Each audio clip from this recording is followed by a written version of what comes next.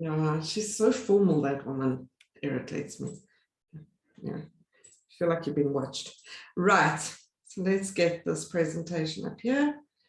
And I'm just going to do this. Start off. So just to confirm, you should be able to see a presentation on your screen right now. So somebody give me a thumbs up if you can hear me and see me, and you can see the presentation. Thank you, Benjamin. Somebody who's on that. Beautiful. So when COVID hit, and I'm going to give you some research around this and some backdrop to this, and we'll then fast forward to how we use this information today. I was sitting at my dining room table and very curious around, you know, we know that this is having an impact on people. It's very clear that there's a lot going on for people, but what specifically is the impact that is happening for people? And because I work in the corporate field, I work with a lot of people in organizations like yours, banks, consultants, you know, places where it's a very corporate experience. What is the true experience that is going on for people across multiple dimensions? And I called that research WTFH intentionally. So if those of you are going like, does she realize the WTF stands for more than what I'm talking about? I do. So WTFH stands for where to from here. What do we do with this disruption that has hit us in the world? And it is an understatement to say that in the last 2 years, we've experienced disruption. It's been a world that has been profoundly in chaos, and many of us are still trying to find our own sense of perspective and grounding and truth in what we want to do with that right now. And that's why we see so much challenge that's happening for people as we're trying to make this next transition back. So I've been introduced. I'm Taryn. I've worked for many organizations, as Gabby very beautifully introduced me. I don't feel like I ever really work. I get to work with people, and I love supporting people in finding their own way back to their own passion, their own joy, and their own light. And so the tagline of the work I do is bringing life force back into the workforce. I think I'm a healer at heart, so that's useful to know. So this is a healing session. That does not mean you'll be lying on the couch in the fetal position, unable to cope with anything. It more means an inside-out perspective of life as opposed to an outside-in perspective of life. Many of us live reactive to the outside world, trying to cope with it and deal with it. But how do I make choices and define myself in my world and move from an inside-out place? And I think that's a real big thing that's going on for people at the moment. I suppose core to the work I do, and this is important for anybody who works with me, is I don't believe work is supposed to be something we have to get through and just survive, struggle through so that we pay our bills, pay for our children to go to school, and hopefully get to retirement one day intact with enough money to now live. I think work is an expression of our own gifts and talents, and creating a space for us to be full and robust and bring our whole selves into the workplace is something that I delight in the idea of possibility around. So the where to from here research, as I said to you, really was prompted by this thought of really allowing people to share their stories with me. And so I interviewed people and I asked them simply 4 questions. What is going on for you on a physical perspective? So what's the impact of this change for you physically? Physically, obviously, involves my routines, my day, what I'm doing, where I'm at, etc., etc. What's the impact emotionally? What's going on for you in this emotional roller coaster? What's the mindset that you're needing to deal with, and what's the challenges that you're feeling on a mental perspective? And what's the impact on you from a spiritual perspective? Now, when I talk about spirituality in business, it really is an important part of many people's worlds. And I'm not talking necessarily only about our religious perspectives of the world. The spiritual perspective is a sense of meaning, a sense of purpose, a sense of belonging. And certainly the spiritual perspective is the thing that is shifting in business the most, is do I actually care about this work anymore? Is this really the most important thing for me anymore? How do I fit into this? Is what I do important in this? Are big questions that people are asking, and that is why we're seeing the great resignation happening, is people are really, after being through a lot of crap, I'm going to choose what I want and not get forced into having to do what I don't want anymore. And that is shifting people's lives. It's asking people to reclaim their sense of self. And it really is shifting things for most of us. And honestly, it's a good thing. It's asking for things to be reinvented. And that is why I'm going to, again, share that we're not going back to anything. There's no ways that we go back to a world like it was before COVID hit us. We really need to come to a place of, how do we integrate this and move forward? So when we started the research, very few people had COVID and very few people had lost anyone to COVID. Just to give you a perspective of the time frame of when we did the research, we did the research period here just before the third wave hit, and that was before the then Omicron wave hit. So you can see that the research period was between these two waves. And what's really interesting is as the waves have continued to pursue, and it was also before vaccines were available and all the vaccine debate that happens, the information that came out in the research period actually has been amplified after that. And we can look at that if we ask the question, and I'm going to do a poll. Let me just see if I need to stop the sharing to be able to do the poll. I think I do. Let me just do this. Yeah, I have to stop sharing and I'm going to run a poll. So I'm going to ask you two questions. The polls are anonymous. The polls are not working. The polls are not working for whatever reason. You see technology, Gabby? Don't leave it with me either. Not just me, I don't feel bad. No, don't feel bad. All right, so you can answer this question for yourself. Let's not get too disturbed by that. Let me just go here. Sorry, let me just get back to sharing the presentation for you, and you can then answer the questions for yourself. And if you feel brave enough or willing enough to put it on the chat box, you're welcome to do that. Let me just get there. Sorry, screen is giving me a little bit of hassles. There we go.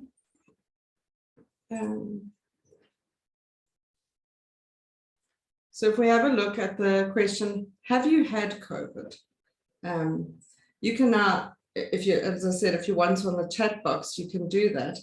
Is a lot more of us have experienced COVID, and many are actually experiencing long COVID. And one of the things, I was working with an executive team last week, and one of the things is people are comparing their COVID experiences. So what was happening as one of the executives, one of the women in the team, she's experiencing really, really extreme long COVID symptoms and has ended up in hospital for long COVID. And the executive in the team is going, but I had it and it was 3 days and it's over. So I don't know what your problem is. And really that sort of lack of empathy of comparing our experiences is something that we really need to break up the habit of. What COVID does is it has a completely different impact on each person because each person brings a different experience to it. So allowing ourselves to have a little bit more empathy for the impact COVID has had on people and what that impact is in the long COVID story is really important. And then, have you lost anyone to COVID? So at the time that we did the research, people knew of people that had died from COVID that are no longer with us. But at this point, I don't think I meet anybody that has not been touched by losing someone to COVID. Yeah, some of us might be, somebody a little bit further away from us.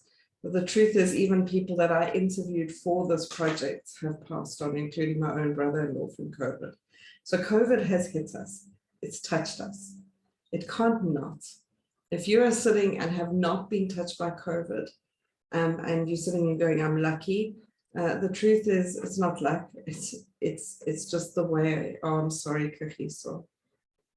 My heart goes out to you. It's hard for us to process the amount of grief and loss that we are experiencing. And this is at the heart of what we're needing to take care of in ourselves and each other now as we make this transition, is we have a huge amount of grief in the world at the moment. Grief is not the kind of thing you just put in a box and you get on with life. Grief transforms you and grief impacts your life again this question of who am I? What am I doing? Why am I doing it? Do I even want to do it? Become real questions when we're going through grief. And so understanding these research findings, when I present them to you now, really touch on a very humane level. I think the gift of COVID is it's a humane experience. Everybody has experienced the same amount of hurt. An interesting thing that I wanted to bring up at this point, given that you're doing a wellness program, is one of the questions that I asked in the research findings was, does your company have a wellness program? And I think almost 85% of the people said, yes, there is a wellness program. Many of them range from doing online yoga to sort of emotional support to a lot of communication about COVID itself at that point in time. But when I asked the question, do you use the company wellness program? 80% said no. This is a very interesting thing. The offers for support are being made.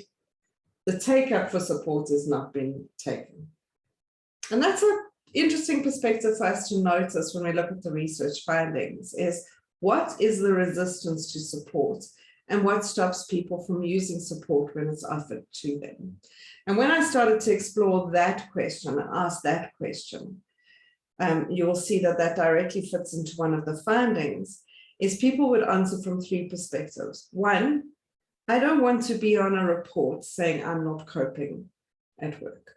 So the idea that I'm going to be targeted if I'm asking for support is a real mindset.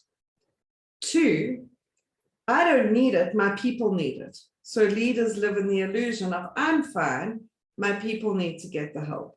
I'll do it, I don't need help. I've really got it sorted, which was profoundly interesting to me because at the end of every conversation that I had with people, I asked them what was the gift they received from it. And they said, I just feel better talking to somebody about what's going on. And these are all the executives that in the same research are saying I don't need support. And the third thing that was coming up for people in this was, I'll do it in my own hours. So the support is there, but I'm not allowed to do it in work hours. So the expectation is, there's the call center, go and phone them, but please get on with your work. So I'm going to have to add more hours onto doing this. And so I'm already barely coping with the workload, and now trying to fit this in actually seems overwhelming. So this is a really beautiful perspective. Gabby said that, you're trying to look at, what is the wellness support you want to put in place for your team.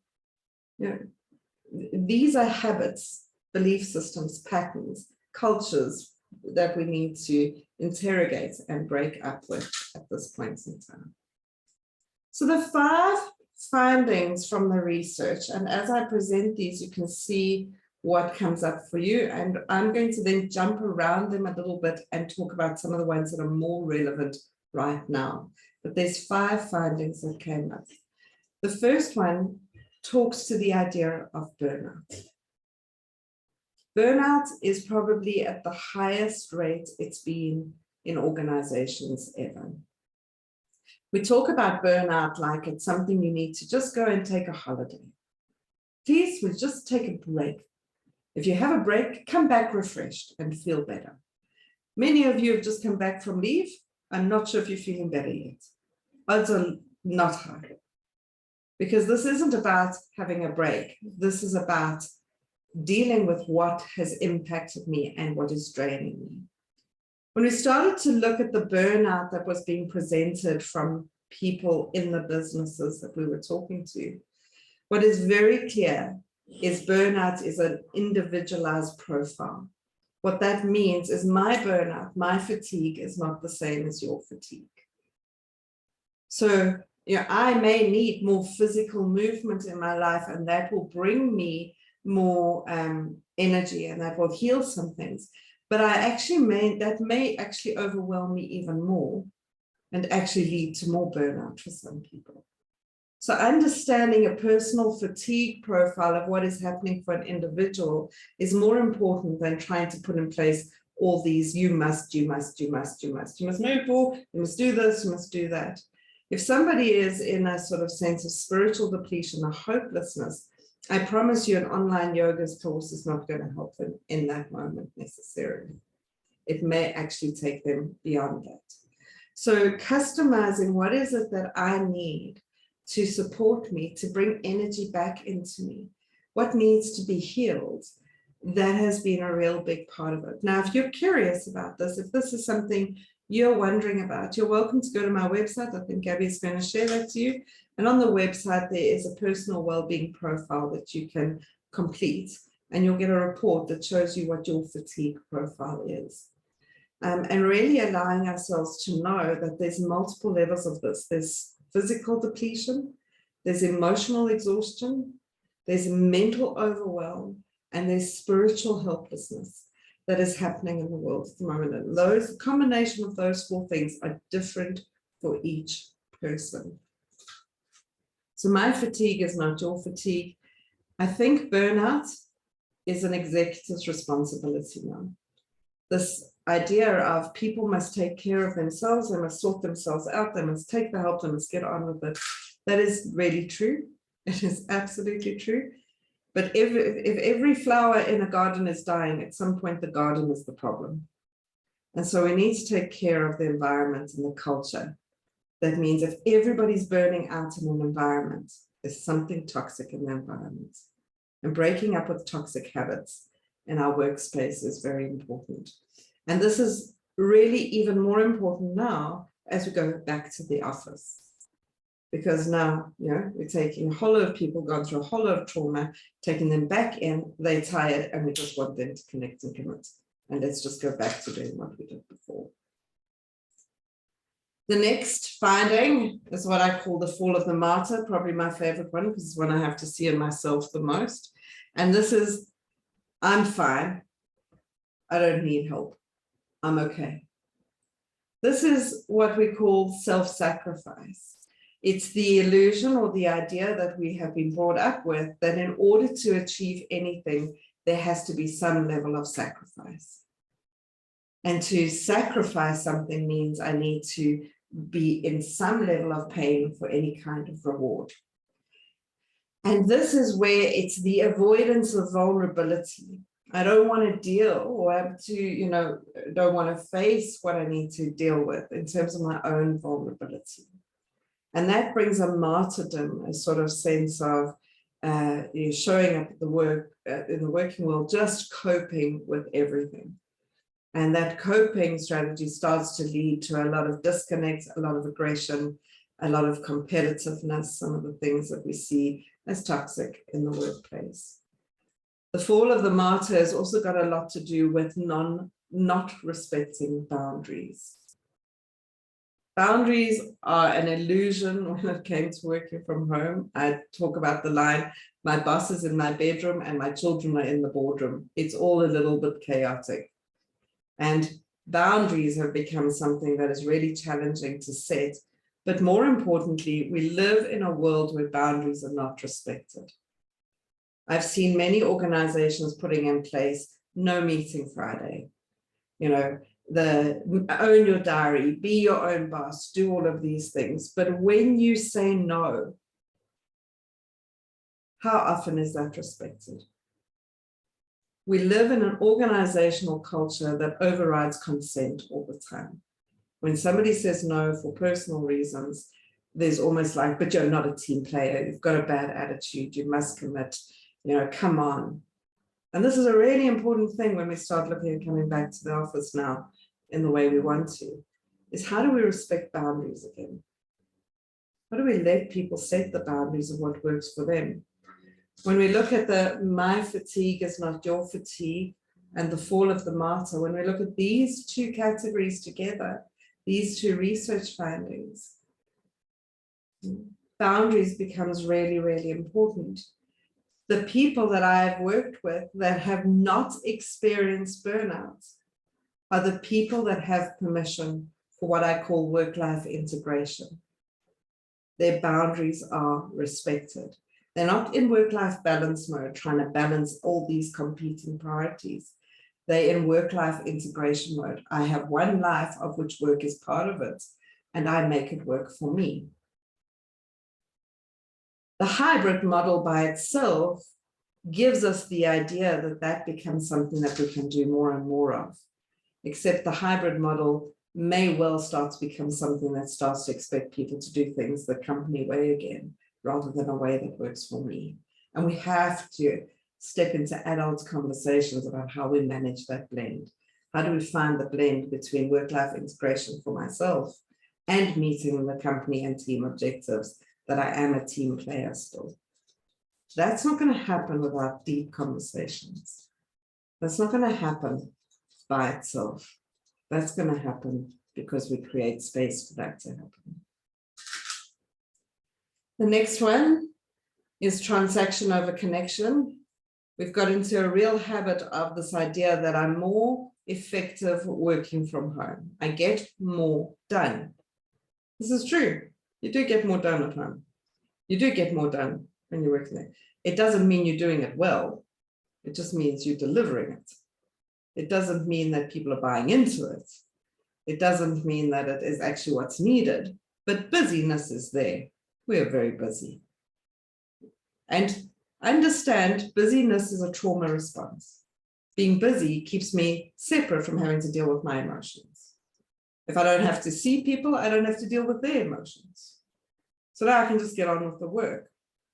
So we end up in a lot of calls in various ways, and we're online, and we just get to the work quick, and we get the conclusions, and we just move on. But everybody's feeling lonely, isolated, insecure, vulnerable, but we get more done. Woo-woo. And so the challenge that is really being experienced in the workplace is most people, the thing they got from being in the office or being at work was connection, not the ability to do work. There's a sense of community, sense of belonging, a sense of oneness, something that is more than me. And so the idea of this, what is the office role now? What is the purpose of the office? The purpose of the office is not to do work. The purpose of the office is to create space for connection so that we do better work. Driving through traffic to come to the office to sit on Zoom calls seems ridiculous. Yeah. But then how do we create community spaces, places of collaboration, connection, laughter, opportunities for the invisible interactions to spark desire for more of what we can do collectively as a team? And so as we are making this transition again, there can be a great opportunity for conversations around, what do we use the office for? What's the point? And again, there'll be an extreme range of answers. We can't cater to everybody's whim, but there will be collective consciousness that can kick into a team that says, okay, let's look at how we create a flexible work environment with hybrid things that respects boundaries and creates place for connection, because the work will then happen. We won't have to deal with micromanagement, depletion, all those things that happen. I'm fully aware that some of what I'm saying may be triggering some people in the room. And so if you're feeling triggered, embrace it. It's a great opportunity for growth. Feeling triggered, yeah. The next finding has been no space for time. So no space for time means that we don't make space to think. Yeah. We're just so busy. Back to back has become the sort of thing. Now, were we doing that in the old times, in the before times? Yes. But there was the chats in between. There was the walking between meetings. There was the, settling in. There was the getting a cup of coffee. They were doing all these things. But when we look at people right now, every bit of time is taken up with work. There's this idea that I'm on a walk, but I can still have a call. I'm fetching my kids, but don't worry, I'll still be in the meeting. Like, there's no breathing space. There's no space for playfulness. There's no space for laughter. We get on a call, we must start, we've got an hour, it's back to back, we must get it done. Yes, just calm down. Now, how do we create space? And I've been talking to a lot of executives about this idea of return on space. What happens when you give people space? I promise you, magic happens. Ideas happen. Collaboration happens. Connection happens. Community happens. Healing happens. And people that are healed, that are whole, that are full, don't resent working. They don't resent. They don't have to push through it. They create. They explore. They play. And interestingly, they deliver great service because they're much nicer human beings to interact with. So this idea of effectiveness being measured by busyness, even our own self-worth being measured by busyness, is really, really being called into sharp focus as something that we can create shift for. The last finding, and I'm really just introducing them to you, and then we can have a little bit of a chat about them, is the finding of the empathy gap. The empathy gap is where we really need to pay attention to the level of trauma people have gone through in the last 2 years. That even if you haven't experienced personal death close to you, we've all experienced deep, deep loss. A lot has changed in our world. If I sat 2 years ago and told you what was coming, you would have told me there's no ways we'll deal with that. But we've lost a lot. We've gained a lot too. There's a lot of opportunities. Everybody on here is a really resourceful, resilient person, and you're working with what you need to do. But there's a lot of loss. When we start to understand the impacts of trauma on emotions and on people and on even mental ability, I don't know how many of you have battled with foggy brain, overwhelm, forgetfulness. Yeah. We have a group of people that are returning into the world with social anxiety. Is it safe? Do I want to have all these people in my space? What are my own personal boundaries to feel respected and safe in the world? What is the emotion that I'm trying to process? What am I trying to come to terms with? And as leaders particularly, but just as human beings, being a little bit more compassionate and empathetic towards another person's experience and another person's story is really important. Yeah. Workplaces are places where we spend a lot of our time and energy. To suppress everything that's going on with me just so I can perform is toxic. It's inhumane. It doesn't allow growth to happen. And the tension exists between, empathy, being I'm aware of what's going on for you, but still holding you accountable for what you need to deliver. And that's a tension that needs to be really honored. How do we create space for people to process what needs to? What are the things that we can do to look more empathetic? And I say look more empathetic because there is tactical empathy. There's empathy that is about action, not just empathy that's about shame. Sorry, when's the report coming? That's not empathy. That's inhumane. Yeah. So being able to find a way to do that, and it's a new skill, empathy. And we also have compassion fatigue. We're tired of people's stories. We're tired of listening to people. We're tired of everything being so heavy. So how do we bring empathy in as a tool to move through this, not to get stuck? And the challenge is, if we look at the years ahead, if we don't deal with this, we will get stuck. The post-traumatic stress that will kick in for many people will become very real if we don't create space for it. Now, do we need to be people's therapists at the office? No. Like, you didn't sign up to be a therapist. You went to varsity to get your degree because you didn't want to be a therapist, you wanted to do something else. That's cool. But that doesn't mean you have to be inhumane. Not know how to deal with personal connection and conversation. Just knowing what to say to people when they're having a rough day, just knowing that somebody can tell you if they're having a rough day, without them getting some toxic positivity statement like, oh, don't worry, you'll get over it. God only gives you what you can handle and others have it much worse. You'll be fine. Come on. Yeah, okay, thanks. Rather than sitting and saying, that sounds awful. Tell me a little bit more. And in the process of them telling you a little bit more, they shift into action anyway. They shift into doing what they need to do. So creating space for connection is a really real part of this.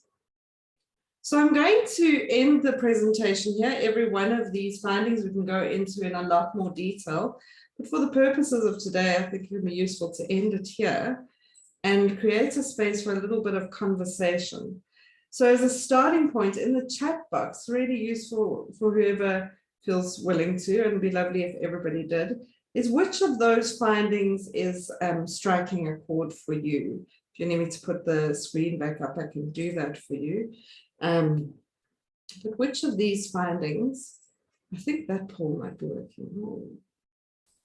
No, polls are not working. All right, I've given up on that. That is long in the past now, it's over.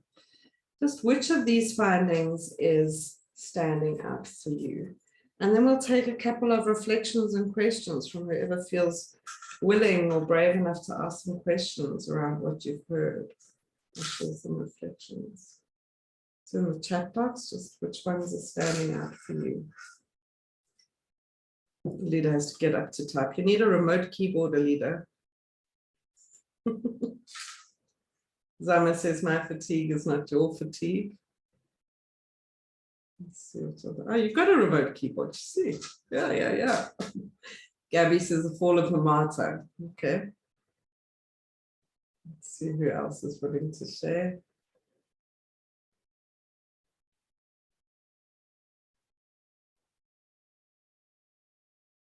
For those of you that have gone off screen, if you'd like to come back on screen, I'm going to see who would like to share or ask a question. So leaders ask, saying no space for time.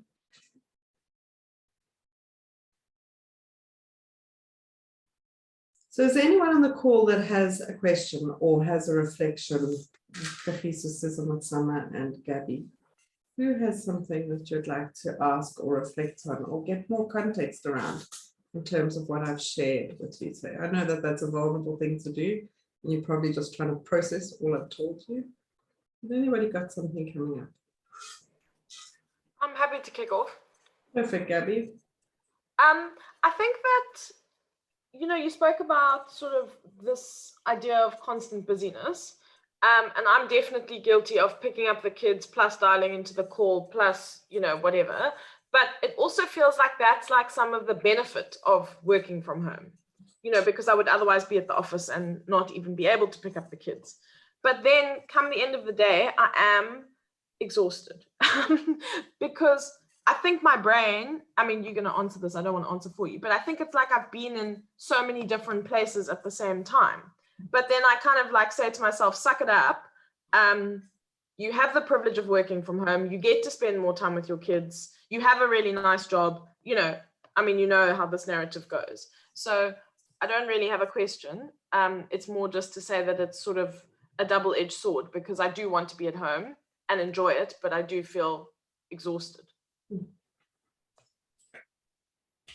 I'm going to agree with you.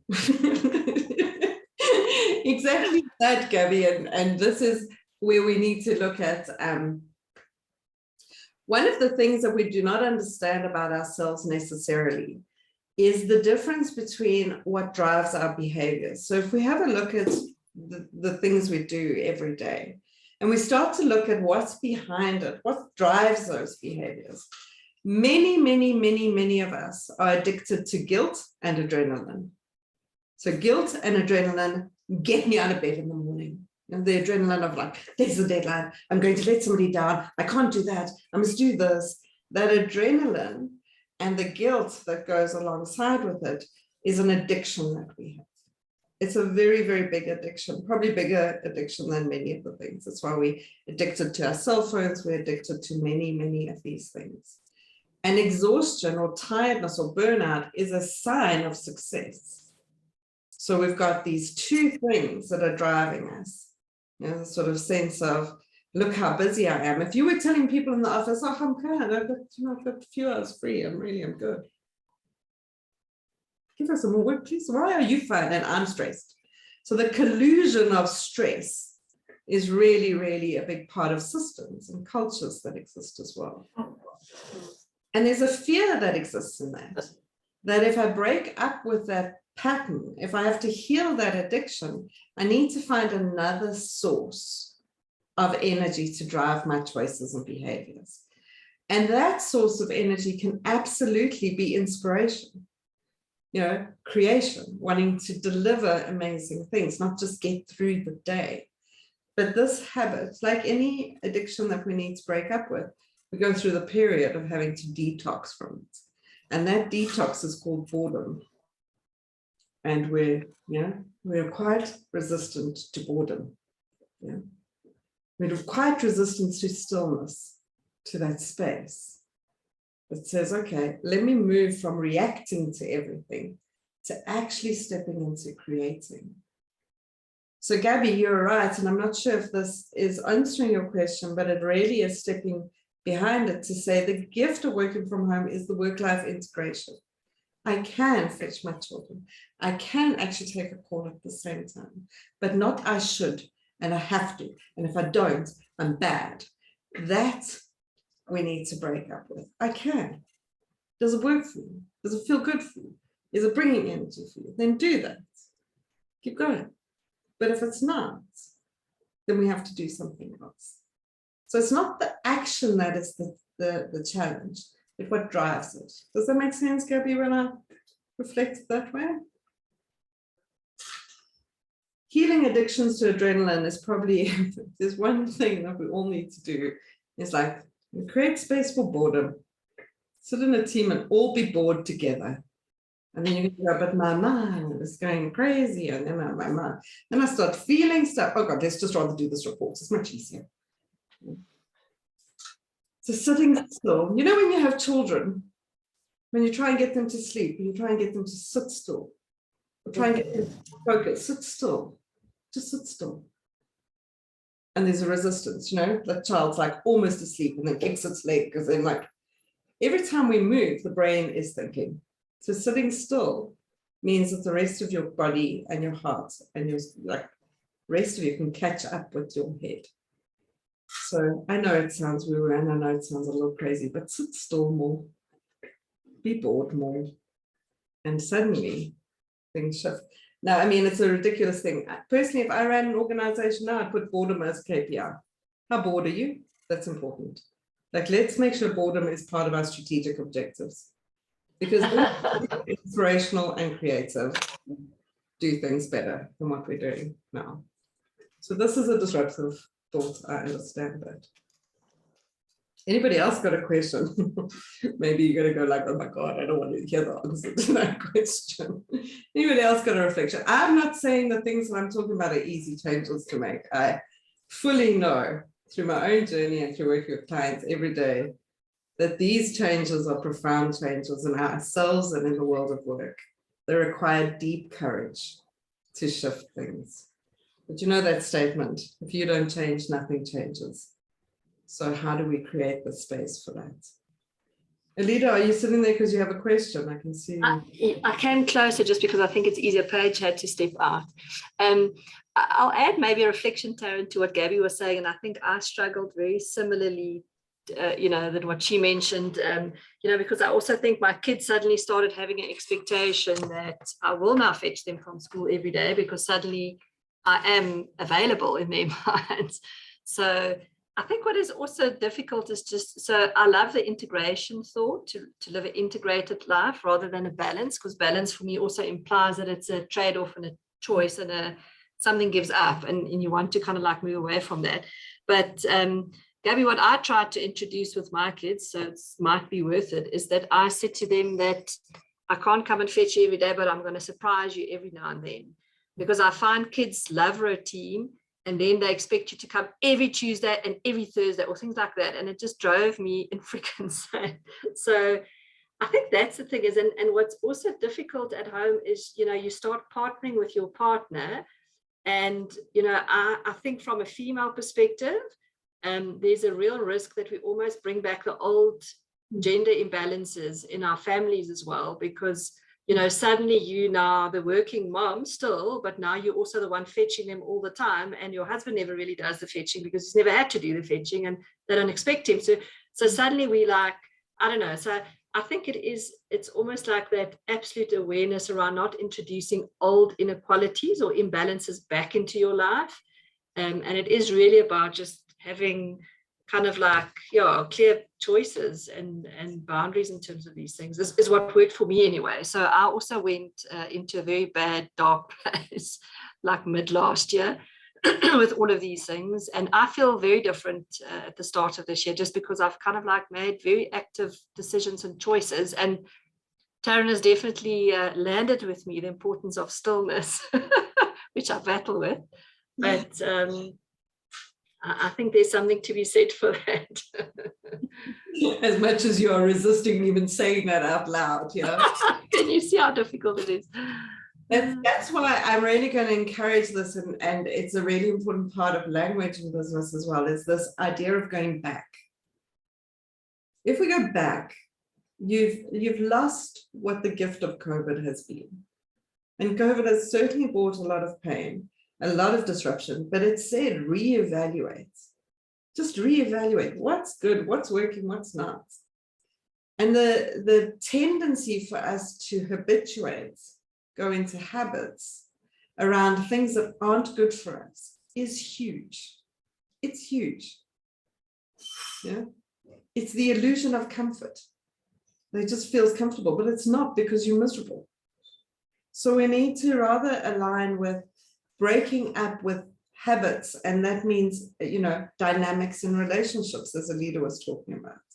It means breaking up. One of the ways I do I do some relationship work. My partner and I work with couples. And one of the things that we talk about often is that if you want to heal your marriage or your relationship, you actually have to break up with the existing one. So the current marriage has to dissolve, it has to break up. And then we can recontract, you can reconstitute. That seems quite extreme, but there's almost a gift in that, because we can break up with things that are just habitual. And the work contract is what is happening, going through that process right now, is what was the rules of employer to employee, of the business to the way we do work, the contracts that have existed, tangible and intangible, emotional and practical, are breaking. So we need to recontract. And if there's one thing, you're right, Alida, the 2022, the energy we go into with this year is far more open to creating what can work. But that requires deep, deep courage to break up with what doesn't work, and not just go into the habits. And one of the habits I see many organizations doing is going to like, right, 3 days, these are the 3 days, 8 to 5, you must be at the office. I think the Great Resignation could actually be called the Great Rebellion, because, right, you can make me come, but you can't make me be nice. You can't make me play well. So that rebellion is not useful energy. So how do we actually construct it? But we need time at the office. We need time to connect, to create community, to do what needs to be done. How do we co-create that? How do we break up those contracts and co-create it? Beautiful strategy conversations, beautiful things to interrogate, to listen to, but it requires courage. It requires real courage. Summer. Yes, I'd like to share. I've just been reflecting on what you've been saying. I was of the opinion that, gosh, I'm a lot more productive at home. And when we had to start returning to work, this year now we're going 3 days a week. Last year it was 2 days a week. I'm like, oh gosh, another day. That's how I was feeling. I never mind traffic. I just felt, I can get a lot more done with less distractions. But you're right that we're not going to the office necessarily to work. It's more about going to the office to connect, which is very important. Socializing with your colleagues and whatnot is important. So I need to also kind of let go of the fact that, yes, when I'm there, I might not necessarily get as much done as I would like. I must kind of forget about my to-do list and whatnot, and just make peace with the fact that, I'm here to connect with my colleagues and and yeah, so I think that for me, that's an important takeaway, is I need to just let go and make peace with the fact that I might not necessarily get as much done as I would at the office, but the upside is at least I'm getting to connect with, the people that I work with, which is important. And so, there's a lot of what you've said there that's worth amplifying. Firstly, please acknowledge this transition from going the way you'd learned to orientate yourself to working at home and now shifting into this place of now we're going, there is loss in that again. There's things that you're going to feel resentful about and even angry about. But what can be really important is then going to the office with a realistic expectation of what you're doing, because otherwise that resentment and anger is going to turn into like we're going to have a whole lot of people taking it out on each other very quickly. So the alignment to what is the office, and I really encourage you, if you haven't had it, have this conversation. If you don't know how to have it, then create some way of learning how to have it. What is the role of the office? When I'm asking you to come in, what am I asking you for? And one of the things we really need to look at is, if the office is for connection, then do we all have to be here from 8 to 5? Maybe we do, maybe we don't. I don't know. Every business will come up with their own thing. Every team will come up with their own thing, but breaking up with the rules, just to say, if we want connection, maybe between 10 and 3, everybody needs to be here for connection. Because when we look at the work-life integration stuff, a real part of work-life integration is managing your own biorhythms. So there's also the responsibility with children there. But some people have really learned, I'm a morning person, so I work best waking up, switching on my computer, doing what needs to be done, and by 10 o'clock, it's sorted. And then I can finish in 3 and I've got a lot more space because my energy is not good then. And other people have realized, well, actually, I'm much better working till 11 o'clock at night. And I can sleep till 10 o'clock in the morning, but it works for me. And now the office is going dish, interrupting that flow. So again, these are beautiful conversations, but I love your awareness of go to the office around what it is, not expecting to go to the office to do everything you would have done at home. And know that that still needs to be done. So how are you going to manage that? And that's a contracting again. That needs to all be recontracted. We're very, very, very, very proud of ourselves for how quickly we moved to working from home. And we deserve to be proud of that. The shit hit the fan and everybody moved and we did what needs to be done. Great coping. It wasn't necessarily great thinking. It wasn't really driven by a great amount of choice. It was a coping mechanism. We did it really well, but it doesn't mean it was setting us up for success. Everything needs to be interrupted now and reevaluated through the lens of choice, not the lens of have to. Yeah, Darren, I think I would like to add there, because I did say to my team, or to the finance team, when we did a catch up last Friday, I said, the last 2 years, we had to make it work, to work from home. So that doesn't mean that's the way we want to always work. So I guess it's to actually sit and have a conversation as to what is the things that we would like to take forward and keep, and the rest that didn't work so lekker. Yeah. And I think the connectedness, that was definitely something that it's very difficult to keep going, and you actually get fatigued to say, okay, let's have a call and share something that you did today that you could do because you weren't at the office or whatever. So, but I would like to maybe test you or ask you for some advice as to how, now that we have to come back and, there's almost that, do I need to come back? Is any advice or tips for creating connectedness? Sure, that's a beautiful question. It's a beautiful question because the only way that we truly connect with other human beings is through shared emotion. That is why, when a team is unhappy with their boss, suddenly teamwork becomes a real thing because they have a common enemy. There's a shared emotion of anger and hatred around that person. So connection happens through shared emotional experiences. It doesn't happen through common goals. It doesn't even happen through common, work. It happens through shared emotional experience. That means we need to become far more open and create space again, that thing I was talking about, around letting people talk about the experience. And one of the great experiences you can talk about now is how resistant you are to coming back to the office.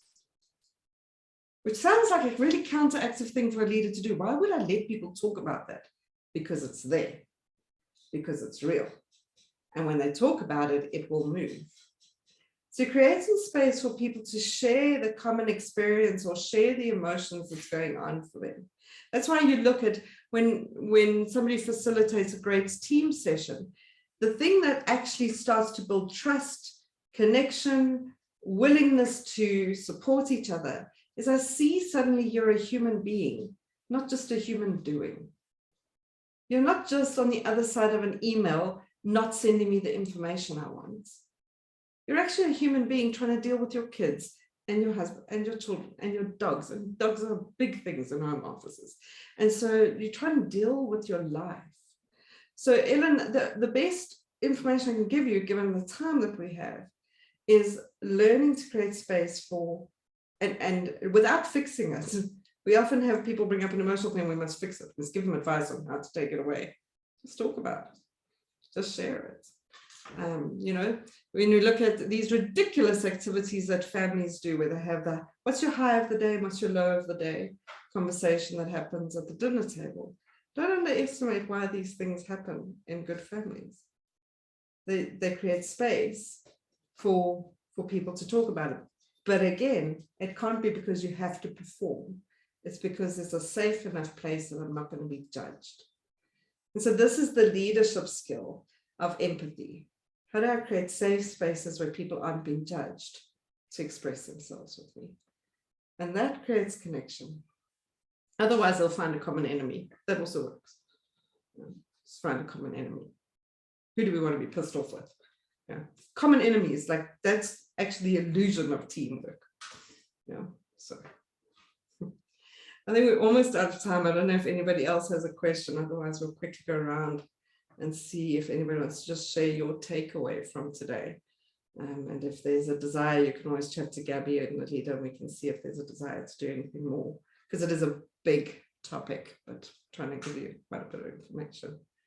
So maybe, Alida, what did you take from today's one? Do you want to just short and sweet, we'll go around and see whoever wants to. Taryn, yeah, I think it's different this time because I think we are now facing the reality of returning to the office more properly. And I think with that comes a lot of anxiety, uncertainty and resistance. And I think the thing that you've said to us today is, you know, be vulnerable, get the team together, let's talk open and honestly about what are the things that we are feeling resistance about, and just allowing that space, because I think we're not necessarily creating the space for people just to kind of like vent, you know. But I think what you're saying is important, is it's not supposed to then try and fix all of it, because I think the reality is also we can't create a work environment that can take every little idiosyncrasy into account. But I think just being willing to listen and hear already is a step in the right direction. So I think that's a great one. Thank you. Beautiful. Anybody else want to share something you've got from today? Welcome to just put up your hands. I picked on Alida because I can. I know Alida well enough to pick on her. Anybody else want to share a takeaway before we end off the call today? Ellen? I think to change the language of should to could. Yeah, beautiful. Oh, I love it. If we could do more of that. You know, the early trail of regret. Could have, should have, would have, you know. So like, let's go to what do we want to do? What could we do? What's possible? Yeah. Beautiful. Yeah, choice. Choice. Who's next? Anybody else? Okay, Gabby, I wonder if you want to just wrap it up. Yeah, my job is waiting for me, unfortunately.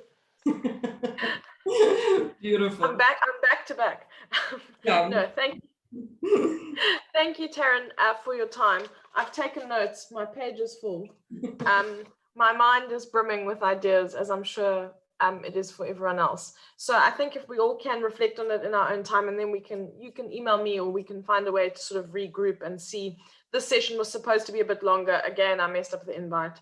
But maybe we just need a sort of another 30 minutes, you know, once we've reflected on some of these topics.